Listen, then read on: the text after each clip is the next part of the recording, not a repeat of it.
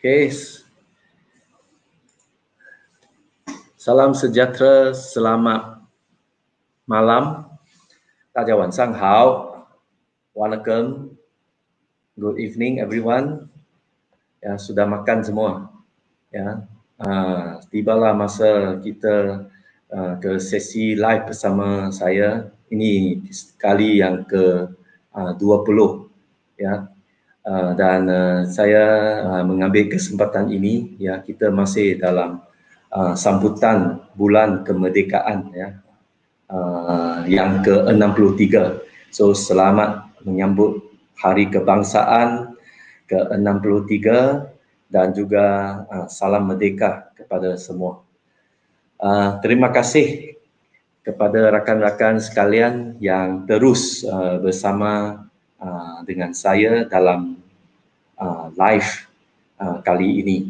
Dan malam ini kita juga akan membincang satu topik yang bagi saya amat penting, dan saya rasa ramai pekerja-pekerja yang di luar, khasnya bagi golongan yang sekarang masih tengah mencari kerja, ya, mereka akan merasakan topik ini amat mendekati mereka. Ya, so kita tahu ramai telah hilang kerja kerana Perintah Kawalan Pergerakan PKP. Ya, dengan PKP ini dalam satu segi kita nak cuba untuk memutuskan rantaian jangkitan COVID-19 ini, tetapi kita juga tahu ini telah menimbulkan banyak kesan ke atas pelbagai sektor ekonomi. Ya, walaupun sekarang telah masuk ke fasa PKPP, iaitu peringkat pemulihan, ya, tetapi kita juga tahu banyak sektor-sektor ekonomi macam sektor pelancongan, ya, kita masih tidak boleh pergi ke luar negara, orang asing juga tidak boleh datang ke Malaysia, ya. Sekurang-kurangnya kena tunggu sampai 31 hari bulan Disember tahun 2020, ya. So belum tahu lagi next year will be how the situation will be, how kita masih belum tahu lagi. So ada yang ramai telah menganggur sepanjang PKP ini kerana hilang rezeki mereka, dan kita tahu tentang isu masalah yang telah dihadapi oleh mereka, kesusahan yang telah dihadapi oleh mereka. So kita dalam bulan menyambut Hari Kebangsaan, ya, kita seringkali melaungkan slogan merdeka, ya. Namun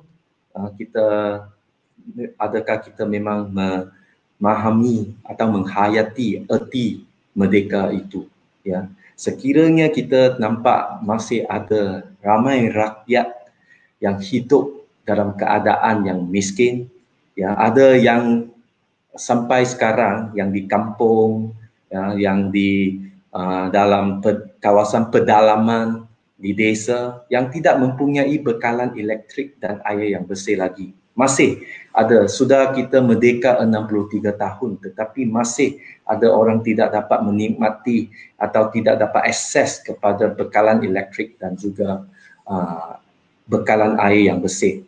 So ini adalah satu pertanyaan, apa makna merdeka bagi golongan seperti mereka ini, ya.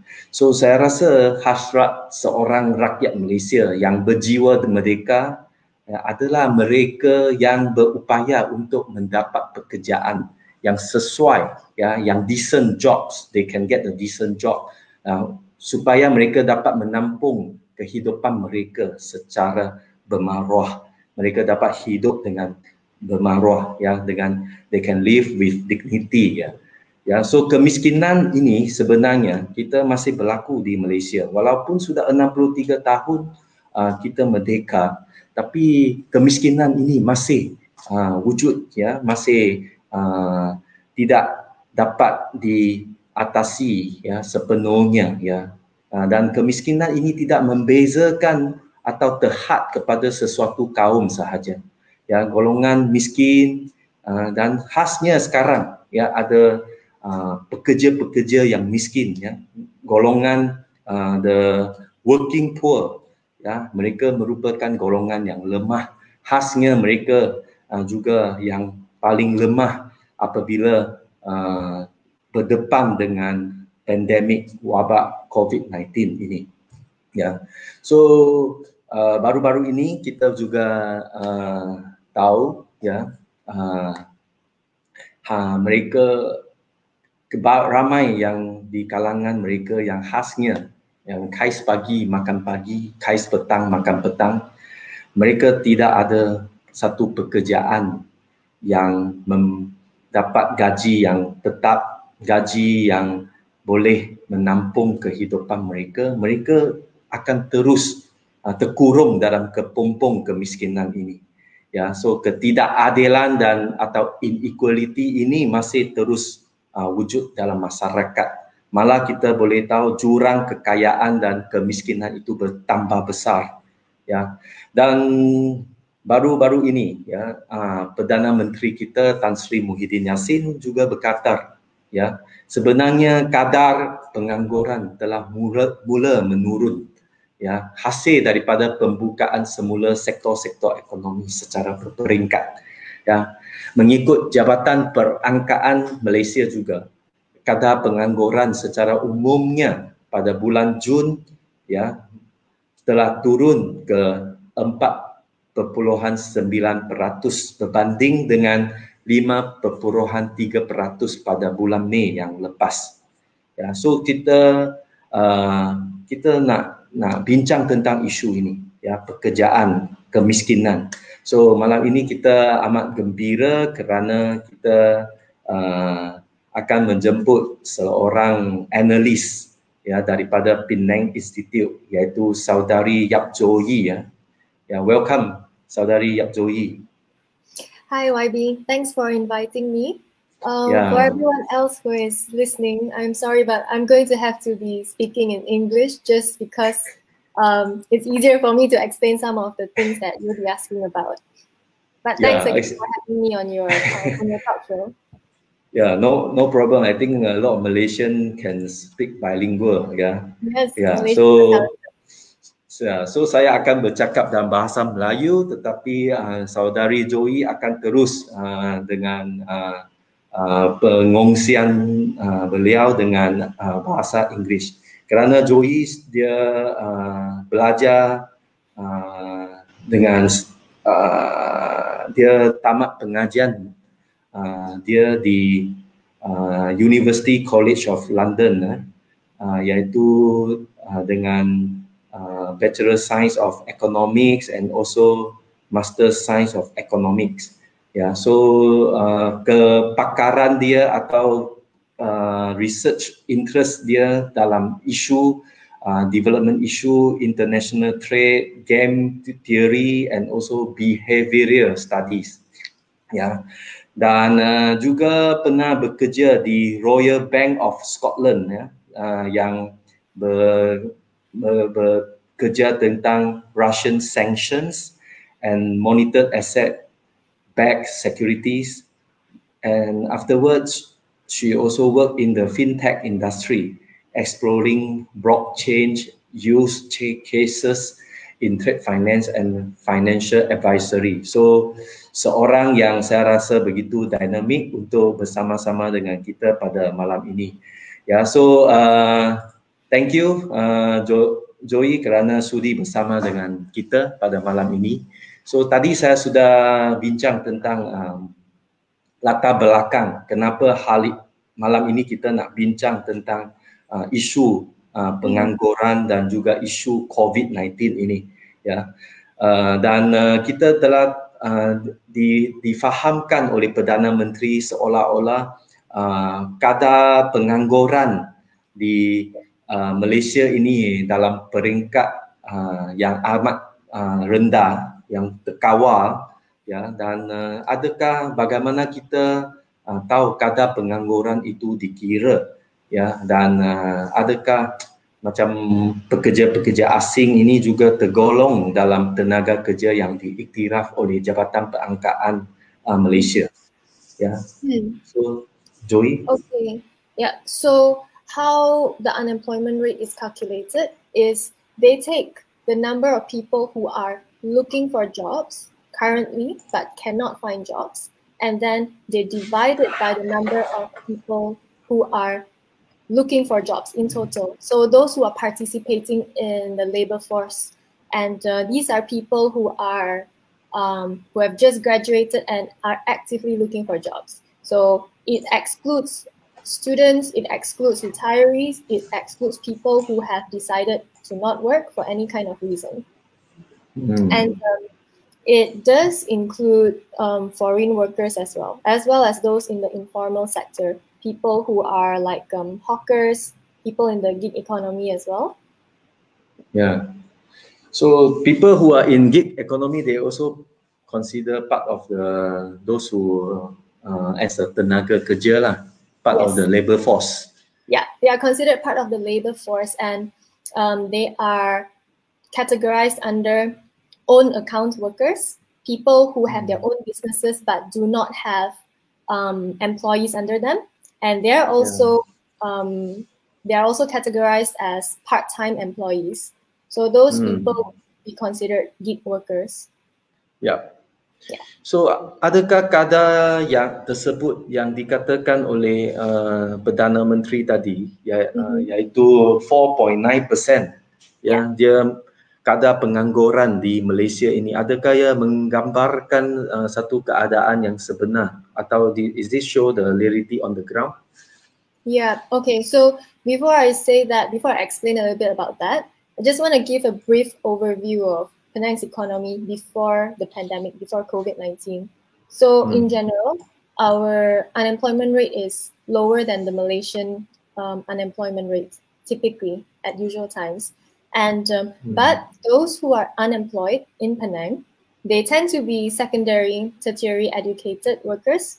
They are single and between 15 to 24 years old. So that's a lot of youth workers there. And but so we cannot look at, we don't have figures for Penang at the moment. They are not released yet, but we can use Malaysia as a close approximation. So starting from February, we started seeing effects of COVID-19, and the unemployment rate for Malaysia in January was 3.2%. But then by May, it was already 5.3%, and it fell slightly to 4.9% in June. I think that's what you're talking about when you mentioned the rates that the Prime Minister mentioned, right? Yeah. But we can see because of the MCO, the total hours worked in most of the sectors, they fell by 25%. So people are definitely working less because they're at home. And the numbers that are employed also fell a lot in all sectors. And I think that we don't have any reason to doubt the official unemployment rates, but we should recognize that these are averages, that they are a guide, but they do not capture the specific situation for every geographical region in Penang or in Malaysia. So Machang Ubok might have a different unemployment rate, Georgetown might have a different one, Bukit Mertajam might have a different one. And it really depends on the skill sets that the people have in each area and the job opportunities available to those people and the usual income source. So for example, if you were to be in a place like Georgetown and your income is usually based on tourists, so now that international tourists are gone, then your unemployment is likely to be higher than the average recorded. But if yours is usually driven by the community around you, is driven by domestic consumers, then you might not see so many job losses, and the unemployment rate might be slightly lower in that area. Yeah, correct. Yeah, so going from 5.3% to 4.9%, I'm not too surprised actually, because it is just an average, but considering the fact that we started off at 3.2% and that increase is quite high. Yeah. Yeah. Okay. I think saya nak tambah sedikit ya, sebab mengikut apa yang telah saya perolehi daripada survei tenaga buruh STB. Ya, survei yang dilaksanakan oleh Jabatan Perangkaan Malaysia. Definisi tentang bekerja ini, dia merujuk kepada semua orang yang bekerja sekurang-kurangnya sejam semasa minggu, rujukan untuk mendapatkan upah, keuntungan atau keuntungan keluarga. Yeah. So meaning like each person who consider has work is like you, at least you have to work an hour, more than an hour, a week. In that week, then you already consider got works. So adakah definisi ini macam terlalu kurang ya? Of course, we have to work like 8 hours per day, and then we 5 days a week, then or 40 hours per week. That's we can consider bekerja lah. Yeah, so I think the definition is also need to be reviewed, right? Correct. Well, it's because I believe the definitions that the Department of Statistics uses for the labor force survey, it is based on ILO. So these are international standards that most countries adhere to, and also we have to remember that in these kinds of recessions where jobs are already very scarce, it's even if people want to work more hours, it's hard for them to work more hours. So sometimes it's not because they don't want to work, it's just because they can't find enough work hours for them. So like I said, the number is just a statistic and it should be used as a guide, but there are many ways it hides a lot of nuances. Ya, dan saya rasa angka itu adalah macam number yang sejuk, yang dingin, yang is a very cold facts. Ya, tapi dia tidak menggambarkan keadaan atau kesusahan, kepahitan yang dialami oleh satu keluarga yang mungkin berpendapatan rendah, atau kepada seorang ibu tunggal. Dalam COVID-19 ini, mereka tak boleh berniaga di tepi jalan. Masa PKP, they cannot go outside to set up their stores. So di mana mereka dapatkan pendapatan? So semua ini saya rasa ia tidak really digambarkan dalam angka tersebut sahaja. Saya rasa ramai di luar sana yang masih berjuang untuk hidup dalam menyediakan makanan yang keperluan asas kepada ahli-ahli keluarga mereka. Absolutely. And I think one thing we should take note of is that the unemployment rate, 4.9%, it's very easy to remember and it's very noticeable. And it's useful to give us an idea of what's happening in our economy. But like what you said, it does not say anything about the kinds of jobs that people are taking up. It does not hide. It completely hides a lot of the pain and suffering that goes on behind the number. And many more might actually be employed in informal employment, meaning contract work, like working in the gig economy as a Grab driver, or as a food panda delivery person, or working without sufficient social security coverage, like your pension fund, SOCSO, medical insurance, and all of that. So one thing we need to be very concerned about, I think, is youth and unemployment, because they are the ones who tend to be in gig or freelance jobs with no job security at all. And gig work is good in a way because it allows the labor market to be flexible. So it allows people to take on jobs for the hours that are available, and it provides temporary pay while they look for a more permanent solution, for a more permanent job.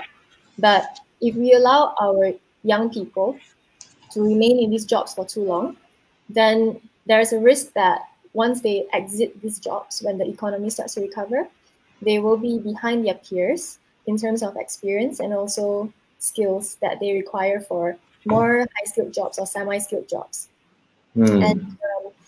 And so when the economy is recovering and they finally find good, stable jobs, permanent jobs that are suited for their fields of studies, and these gig workers, many of them have a degree, a master's, but they are already less competitive because they've already lost that much time, and they are forced to go for entry-level jobs that pay less. So this makes it harder for them to provide for their families, and it delays settling down in the long run. Yeah, and I think Joey raised up a very important point, ya, yaitu orang belia-belia atau orang-orang muda, ya, even lepasan universiti, ya, yang telah mereka mungkin ada setelah lepas daripada graduate daripada universiti, ya, tamat pengajian daripada universiti, mereka mempunyai sarjana muda lah, degree holder, ya, tetapi mereka pergi memandu Grab, ya, atau menghantar makanan kerana tidak ada pekerjaan yang sesuai dengan apa yang mereka belajar di universiti. Ya, so ini satu cabaran yang besar bagi pihak kerajaan, iaitu bagaimana nak transform our economy, ya, untuk atau peluang pekerjaan ini dapat dipelbagaikan, ya, bukan sekadar flexibility, ya. Memang kita menghargai sekarang kata sharing economy, ya, atau gig economy. Semua ini memang nampaknya begitu baik dan dapat menyelesaikan sebahagian masalah hilang pekerjaan itu, ya. Tetapi on reality ini dia macam seolah-olah sebagai satu temporary measure, ya, atau sementara sahaja. Tapi dari long term, ya, ini macam tadi Joey cakap lah, bagi mereka mungkin mereka akan ketinggalan bila ekonomi pulih balik semula, bangkit semula. Mereka sudah tidak ada kapasiti atau keupayaan untuk bersaing dengan golongan yang bersama-sama dengan mereka yang telah menceburi dalam bidang pekerjaan mereka, ya. So I agree with you lah, totally agree with you. Ini adalah satu cabaran yang besar. So tadi Joey juga ada sebut tentang pekerja ekonomi gig lah yang memang tidak gaji tetap, dan tadi juga ada sebut tentang mereka juga dikira sebagai tenaga kerja, ya. Tapi kita juga tahu lah bahawa gig workers ini, pekerja ekonomi gig ini, mereka tidak ada perlindungan dari segi insurans, dan juga mungkin juga tidak ada medical insurans, ya. Sekiranya mereka sakit atau kemalangan berlaku, mereka mungkin sudah tidak berupaya untuk mencari pendapatan lagi. So ini salah satu perkara yang saya rasa banyak dilepas pandang, ya, tidak diambil berat oleh pihak pembuat dasar ini. So what do you think, Joey, about this gig economy workers ni? I think, like what you said, it's a temporary solution, but there needs to be also an emphasis on upskilling them while they wait for the economy to get better. So one way would be for them to attend short intensive courses that would equip them for jobs that are stable jobs, permanent jobs that are needed right now in the economy. And this could be like digital skills. One initiative that's good is Forward School, And what they do is they equip young people to take up jobs that are available right now in the economy that are vacant. So I think these kind of things, forward school, forward school, and and also I think, well, like what Penjana is already doing. So they are currently subsidizing or funding apprenticeships in companies and encouraging them to take in youth workers and train them and upskill them or give them marketable employment skills, so that they are not wasting their time right now in jobs that do not allow them to build skills that will be needed in the future after they leave these gig work. And but one problem that we need to address is also the fact that we might not have enough places for these apprenticeships. So that's one thing that we need to consider as well. I think Joey sebut tentang Penjana, iaitu Plan Jana Semula Ekonomi Negara yang telah dikemukakan oleh Perdana Menteri sejurus dengan COVID-19 ini. Ya, kita nak tahu sejauh manakah Penjana ini dapat membantu small medium enterprise, ya, yang untuk bertahan, ya, the resilience of these SME sectors, ya. Kerana kita tahu di Malaysia SME ini memainkan satu peranan yang penting, iaitu membekalkan banyak peluang pekerjaan. Ya, of course, sometimes pekerjaan itu juga ramai pekerja asing lah. Tapi suka tak suka, dia memang mewujudkan banyak peluang pekerjaan kepada rakyat Malaysia secara umumnya. So what do you think? Penjana really play a major part in helping this SME to recover or to be resilient under this COVID-19. Okay, well, as we know, Penjana has 35 billion funding for all of its initiatives. And in general, I must say that the soft loans, the grants and the incentives for the companies, the SMEs to upskill themselves, to digitize and to automate, they have somewhat cushioned Malaysians from a greater recession, because it's really hard to say how effective it has been, because we do not have an alternate world where there is no such plan as Penjana to support the economy. So we can't really compare both of them. But if you look at the slide in our GDP for Q2, the past quarter, and we compare them against the unemployment figures that you mentioned just now, I think we can say that these incentives have been useful, because GDP in the past quarter, it fell by 17% compared to the GDP from 2019 in Q2 19. So, and I must say that 17% is huge, because during the Asian financial crisis, it fell by 7.5% at its worst. So but despite this huge slide in GDP, we have only experienced a rise in unemployment of 2.1 percentage points. And it's in normal times, 2.1 percentage points is terrible, I understand. But relative to the desperate situation right now, and placed in the context of a 17% slide in GDP, it is an indication that the wage subsidies and all these other initiatives to help workers keep their job, they are somewhat working. So, however, although these initiatives are very well-meaning, and we really must applaud the Malaysian government for doing all it can in this dire moment, I do think that they can be better targeted. So, for example, those in the tourism sector, we can retrain them and we can rehire them, those who are retrenched, to teach communities how to protect themselves properly, to act as health ambassadors. And maybe perhaps this would be more targeted than giving companies a subsidy, because a lot of the people in the tourism sector are informal workers, and they they're slipping between the cracks. So they might not actually be receiving all these benefits and all the grants and incentives that the government intends for them to receive?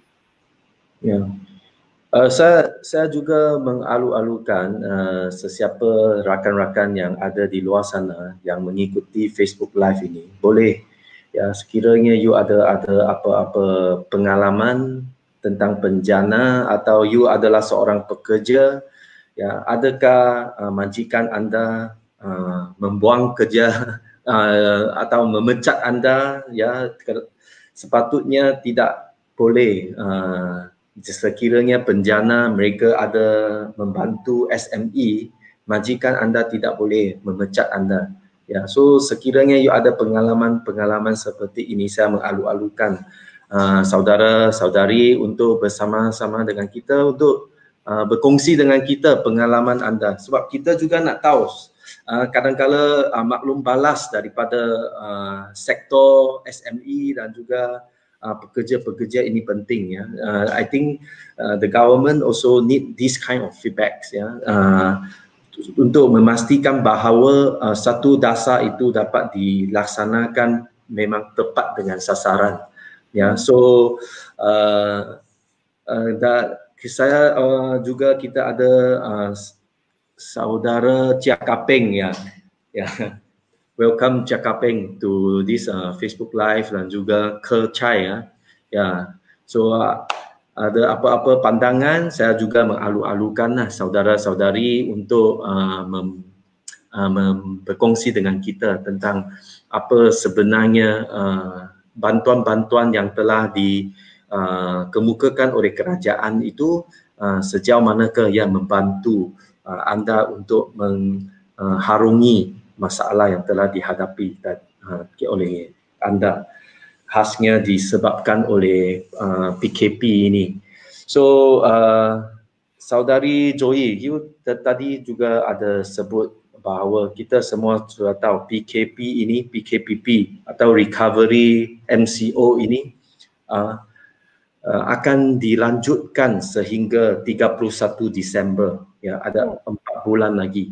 Ya, so maksudnya kita banyak benda lagi, walaupun sektor ekonomi itu sudah buka, tetapi masih ada banyak perkara yang tak boleh dilakukan lagi.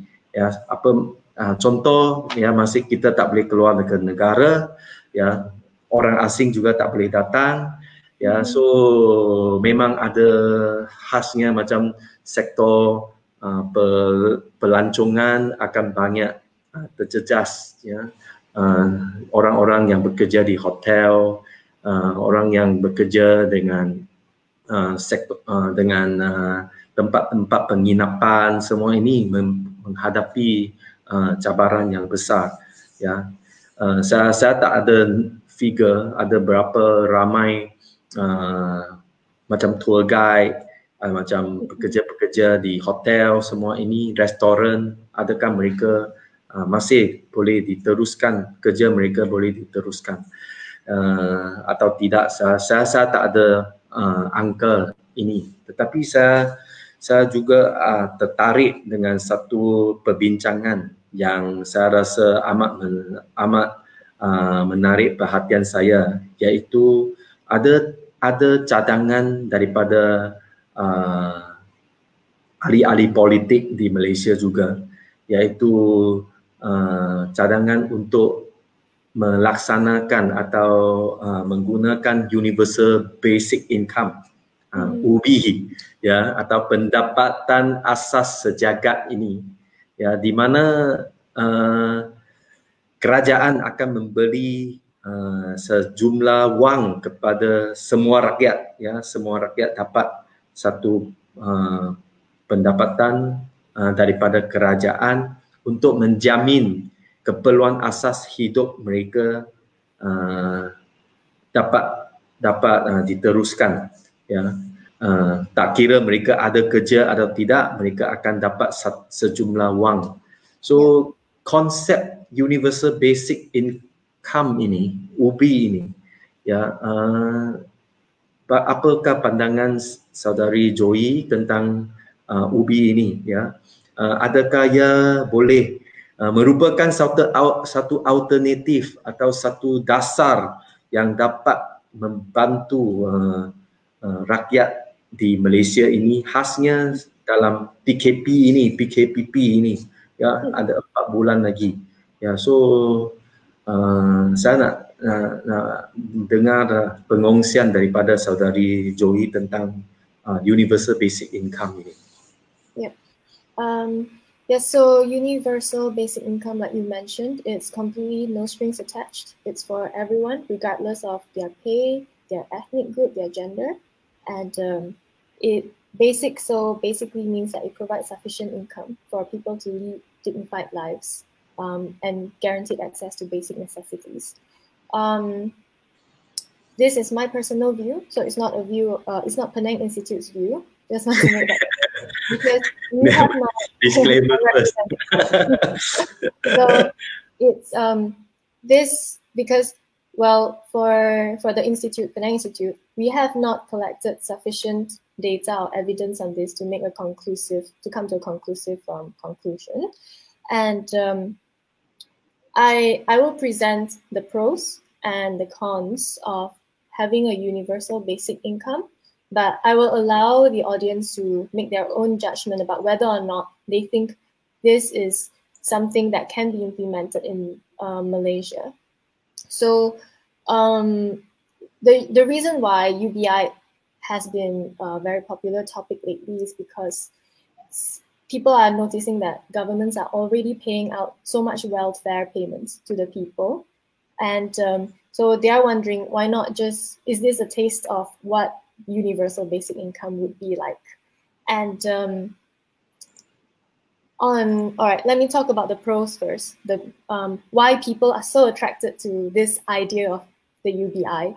It's because partly because the rise of technology, we see it all around us. It's taking over blue and white collar jobs, and having a universal basic income would be a security net for those who are displaced, for example, those who are retrenched from their works because of automation, to get back on their feet and look for another job. So it will give them that stability and security.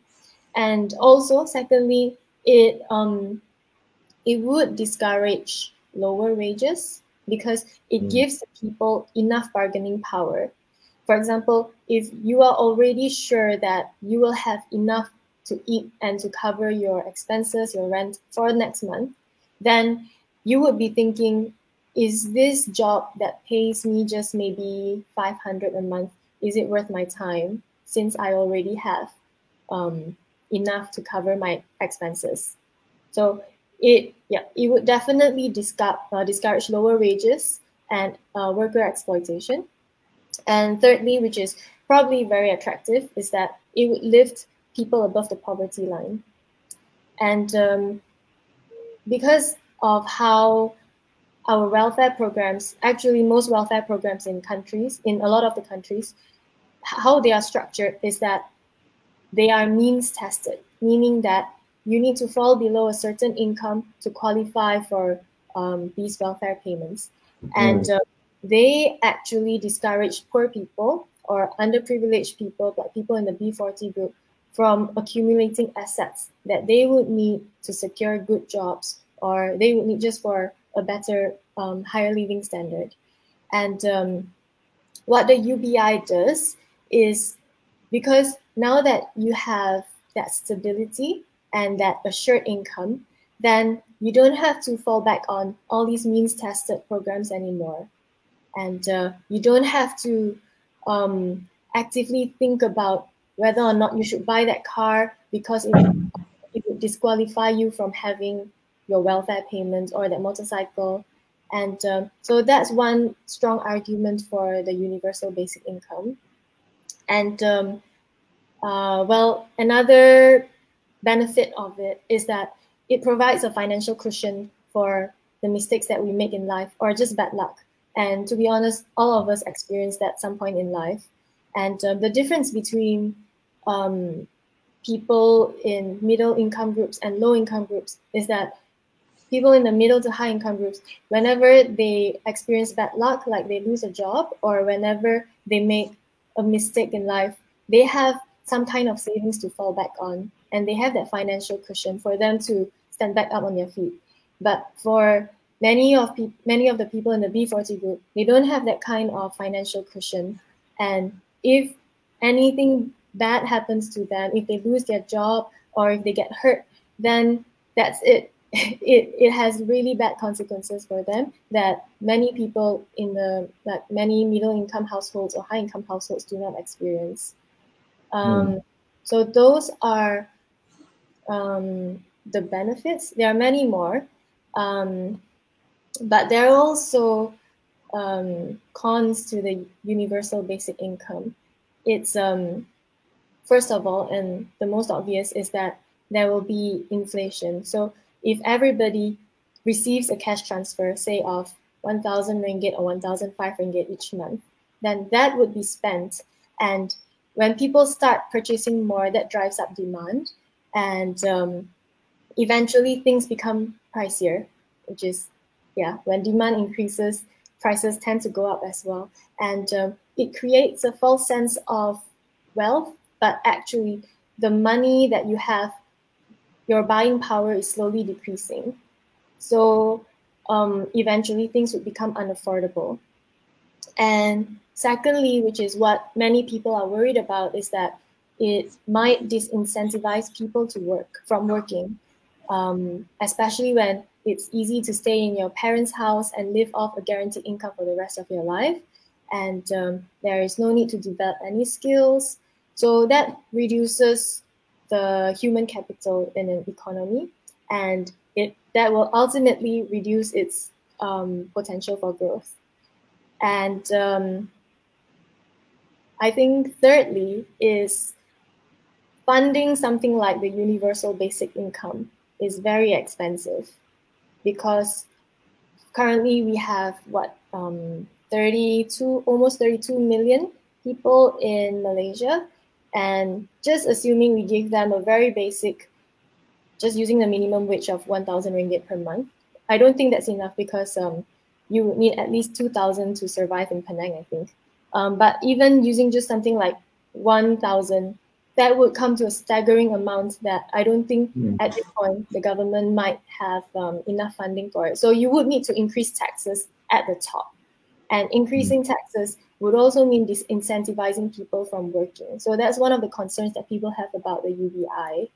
And another thing is that the UBI cannot completely replace other welfare systems. So because people who are disadvantaged, for example, disabled people or people who are sick, or people who are just, underprivileged in any way, they would still require extra protection, the vulnerable groups. So just having a UBI alone is not sufficient. So you need to also factor in the costs of having a welfare system running alongside it. And given that the UBI is quite expensive to run, would that also mean that the government would have less to invest in human capital? So these are just things that we need to think about. And I'm sure that there are many benefits, but there are also a few cons that, policymakers would need to think about and consider carefully. Okay. Terima kasih kepada Saudari Joy yang telah memberi satu penjelasan pro dan con dengan UBI ini, Universal Basic Income ini. Ya, dan saya rasa ini adalah penting untuk kita memulakan perbincangan ini, sebab ramai orang mungkin tidak faham, tidak tahu tentang apa sebenarnya UBI ini. Ya, bagi tadi macam Saudari Joy kata, dia banyak kebaikan, ada banyak kebaikan.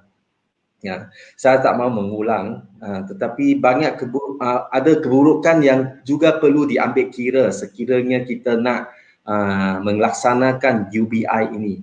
Ya, dan saya rasa bukan dia tidak dapat dilaksanakan, ya, tetapi ada satu perubahan mindset, ya, daripada orang ramai. Ya, kita selalu kata kenapa kita ada working poor, kenapa orang sudah bekerja bertungkus lumus begitu rajin, khasnya the blue collar people, ya, they have to work overtime, tapi pendapatan mereka sampai macam mana pun akhir bulan mereka tak ada apa-apa disposable income, ya, yang boleh mereka gunakan untuk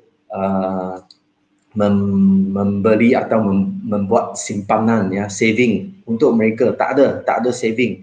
So bukan mereka malas, mereka bekerja juga, mereka juga bekerja kuat bukan kata macam curi tulang ke atau apa, tapi seolah-olah faktor gaji yang ada di negara kita ini memang tidak dapat menaikkan tahap kualiti hidup mereka. So saya rasa UBI ini sekurang-kurangnya, ya, saya memang tahu di mana datangnya duit yang sebegitu banyak untuk melindungi 32 juta rakyat Malaysia. By the way, mungkin kita tak perlu kanak-kanak, tak perlulah. Ya, so mungkin 18 tahun ke atas baru layak untuk dapat RM1,100 katakan minimum wage ini. Ya, tapi dia tak boleh kata dia tak mau pergi kerja lah, ya.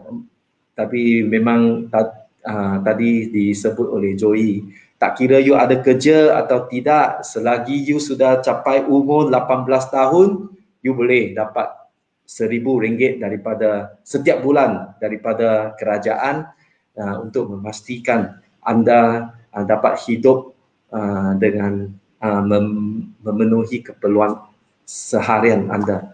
So saya rasa perkara ini memang saya rasa ramai tidak dapat membayangkan adakah kerajaan akan menghala ke menuju ke arah tersebut, ya. Kita ada dulu semasa kerajaan BN dulu ada Bantuan Rakyat Satu Malaysia, BRIM, ya, keluarga-keluarga yang berpendapatan kurang daripada 3,000 sebulan, mereka akan diberi bantuan RM1,000 jika tak salah saya, dan kemudian ada tambah. Dan kemudian sekarang selepas Pakatan Harapan ambil alih, dan kita ada bantuan sara hidup yang agaknya sama juga, yang mengikut pendapatan keluarga, seisi keluarga itu. Dan I think BSH ini juga diteruskan sehingga kerajaan Perikatan Nasional ini. So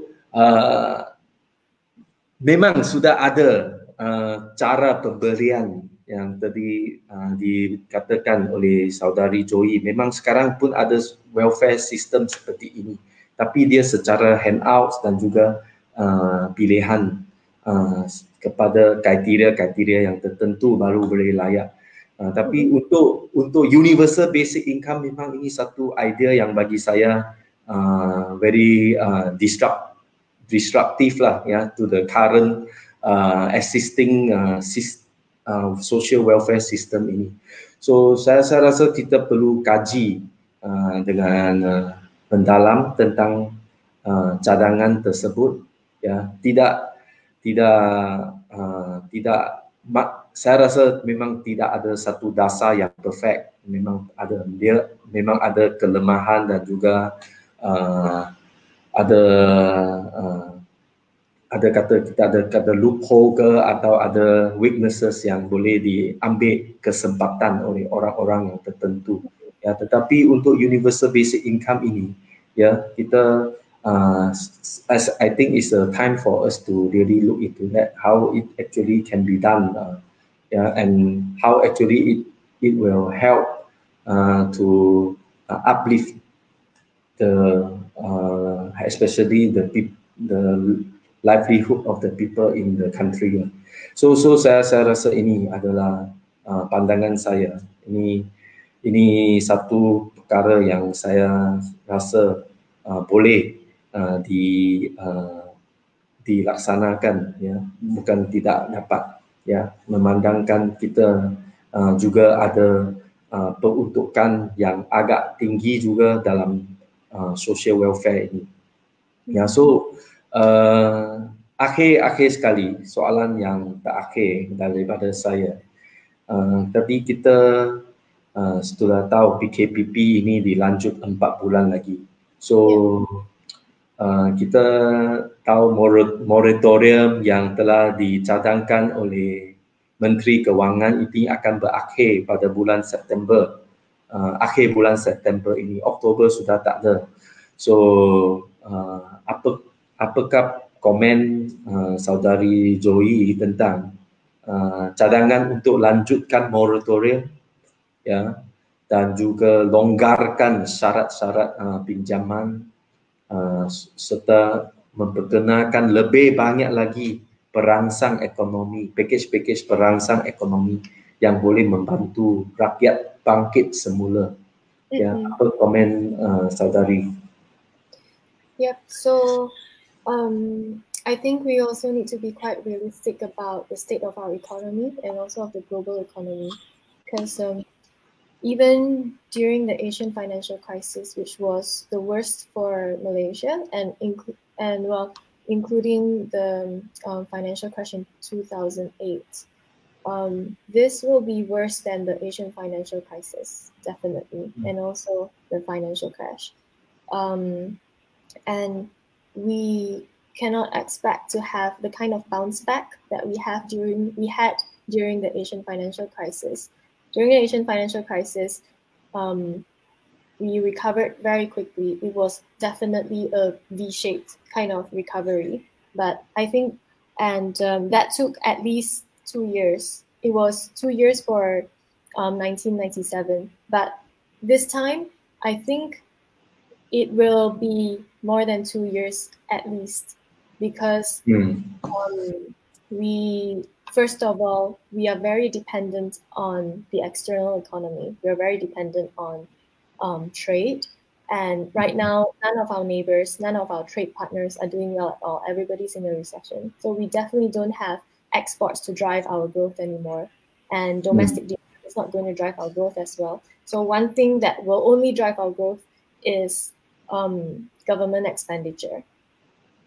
So we need to set our expectations at the right level and understand that no matter what we do, how much money we pump in, we cannot expect to get back to normal as quickly as we hope to. So I think that the moratorium interest will continue to accrue on loans that are deferred, but SMEs and individuals who are taking these moratoriums, they need to be made aware of the costs and benefits of taking the loans. It will provide breathing space. You will have time to accumulate cash and rebuild your life. But at the same time, you are also taking on more debt. And there are pros and cons to extending this moratorium. First of all, it will reduce the chances of people not paying back their loans. So if you don't extend it now, more people will not be able to pay back their loans because they don't have time to accumulate the money to pay back.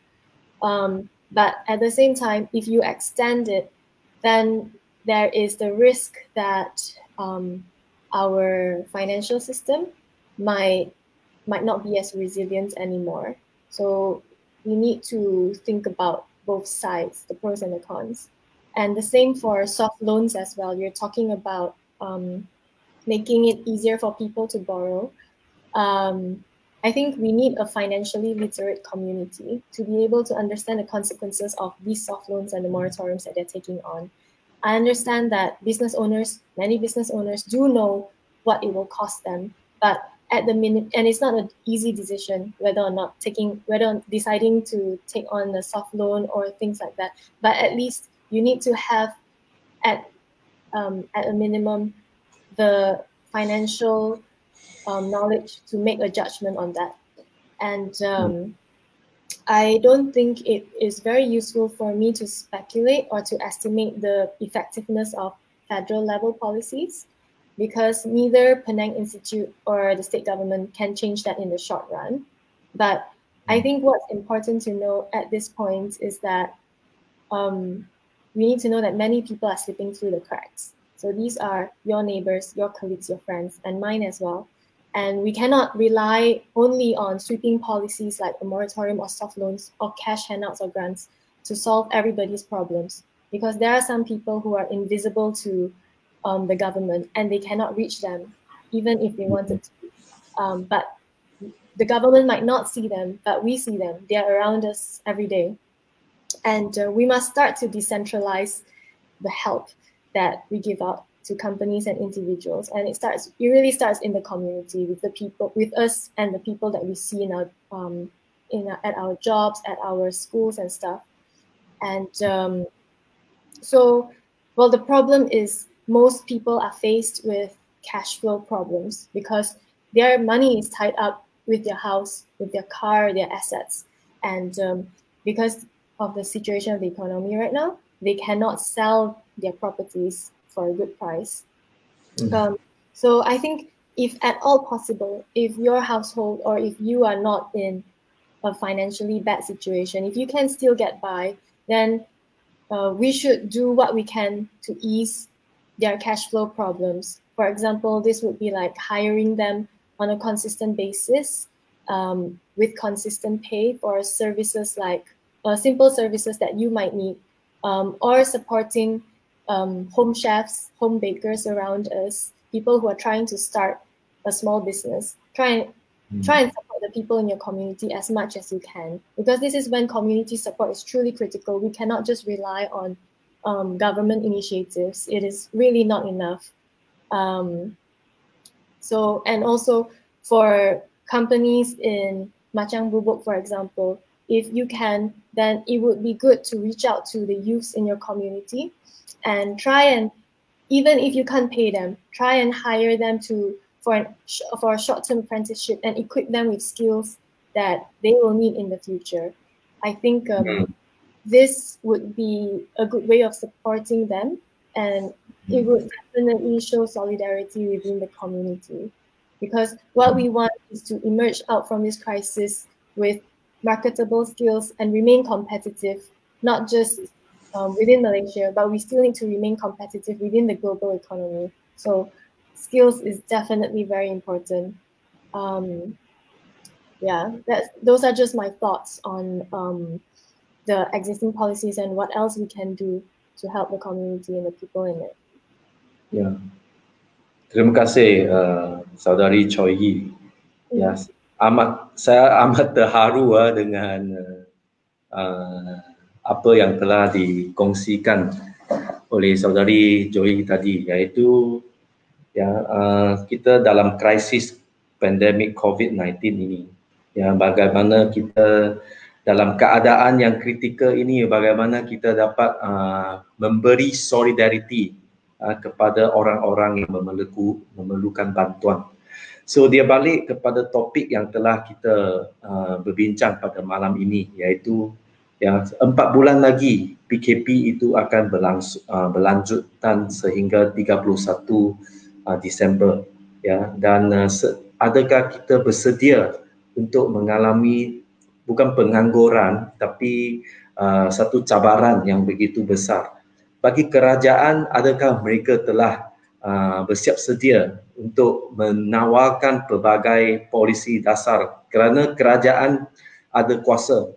Mereka bukan orang yang biasa, tetapi mereka boleh mengubah nasib orang di akar umbi ini dengan mengubah dasar-dasar yang boleh membantu rakyat, boleh meringankan beban mereka. Moratorium ke atau memberi soft loan itu adalah salah satu cara, tetapi memang seperti apa Joy cakap tadi, semua bantuan-bantuan itu adalah sementara dan dia ada implikasi dia.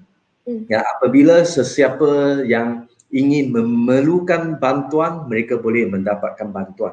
Ada bantuan-bantuan yang diberikan. Tetapi kita kena faham, kena tahu bahawa kita perlu mengatasi masalah ini dengan kita dapat berdikari, ya, dapat berdikari atau dapat mengatasi masalah itu dengan kita bangkit semula. Ya, so ini cabaran daripada kita. Dan bagaimana dalam komuniti ini dapat kita bagi orang-orang yang macam ada perniagaan, bisnes-bisnes yang ada di komuniti anda, yang you adalah majikan, ya, ambillah orang-orang muda sebagai pekerja anda, atau internship atau apprentice, ya, yang seperti yang dikatakan oleh Joey tadi, ya. Dan kita juga kerajaan negeri Pulau Pinang juga ada membantu peniaga-peniaga untuk digitalize dia business, ya. Bagaimana boleh membantu peniaga-peniaga kecil untuk digitalize, ya, sebab ini adalah satu trend yang baru yang kita tak boleh berpuas hati dengan apa yang telah kita bisnes-bisnes yang ada pada hari ini. Kita perlu mempertingkatkan, ya, produktiviti dan juga pendapatan yang boleh kita perolehi. So semua ini saya rasa ini salah satu cabaran untuk kita semua. Dan saya rasa saya sebagai wakil rakyat, Joey sebagai seorang analis di Penang Institute, kita semua ada peranan kita, ya. Kita semua ada peranan.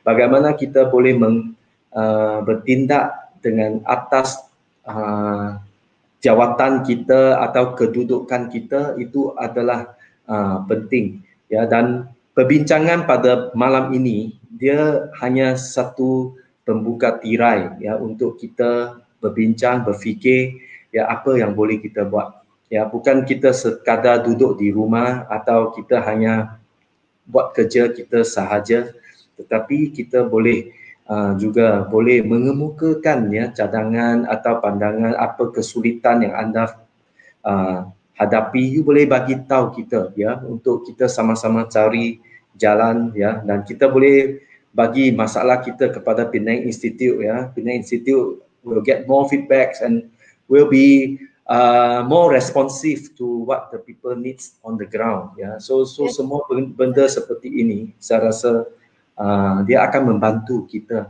untuk menjadikan komuniti kita lebih dynamic, boleh lebih progresif dari segi menghadapi masalah ini dengan secara bersama, dengan kerjasama dan solidariti itu. Dan saya rasa memang kita dapat mengharungilah rintangan dan cabaran itu. So, any final words daripada saudari Joey yang nak bercakap dengan kita? I think I've spoken enough, but thank you so much for your time. Yeah, okay. So terima kasih sekali lagi kepada saudari Joey yang sudi bersama dengan kita. Dan saya sekali lagi lah ucapkan terima kasih juga kepada semua netizen yang bersama-sama dengan kita sepanjang 1 jam ini. 1 jam ini memang saya rasa begitu perbincangan kita begitu berhasil, dan kita haraplah perkara-perkara yang telah kita bincangkan ini dapat perhatian tak kira siapa, ya. Sebagai seorang kerajaan, ada wakil rakyat ke, kepada pekerja ke, kepada majikan ke, ya, kepada NGO ke, semua kita boleh memainkan peranan untuk menjadikan komuniti kita lebih baik. Ya, so itu saja daripada saya. Terima kasih kepada semua. Selamat malam. Sisi taja. Good night. See you next week. Thank you. Bye bye. Thank you. Bye. Yeah. So thank you, Joy.